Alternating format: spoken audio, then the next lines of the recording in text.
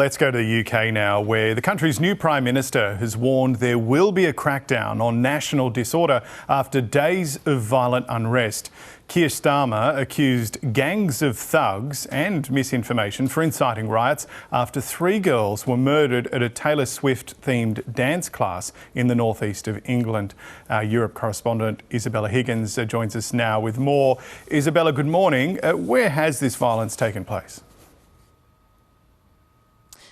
James, this violence and unrest has occurred across 2 days, both in the north and the south of the country. Police say it was instigated by far-right groups, and misinformation about the accused and this attack was only adding fuel to the fire. It really kicked off about 24 hours after the tragic death of those 3 girls at the community centre in Southport. There was a community vigil, and then just hours later, rioters took to the streets. They injured police officers, set objects alight, and then the next day there were even larger riots in northern cities like Manchester and Hartlepool, and also in central London. In central London, about 100 people were arrested. What I saw there yesterday were large groups of men walking around holding English flags. Many of them were visibly intoxicated, carrying bottles of alcohol, cans of beer.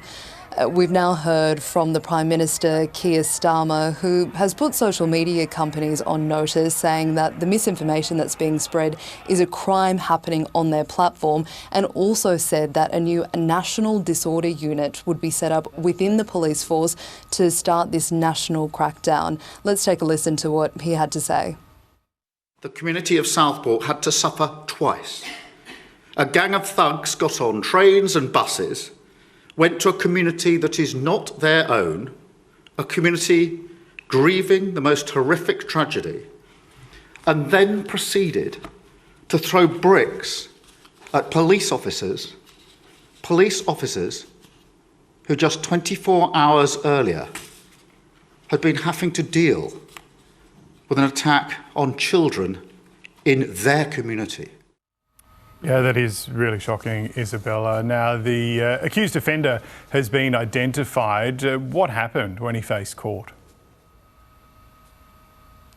That 17-year-old who's been charged with 3 counts of murder and 10 counts of attempted murder has now faced a Liverpool court.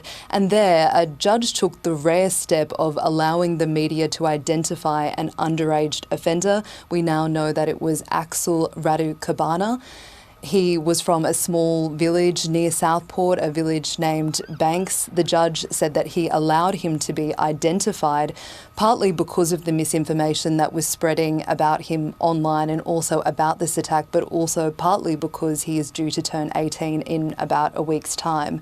Now, he is yet to enter a plea with this case, due back in court later this year.